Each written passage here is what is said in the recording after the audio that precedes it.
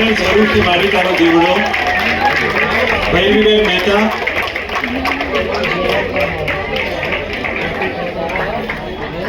પુનઃ અમિતાબેન, આપને અભિનંદન.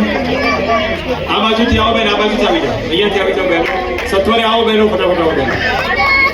સમયની મર્યાદા છે, ઘણા બધા અવરોધો છે, આપ અમારી લાગણીને સમજજો.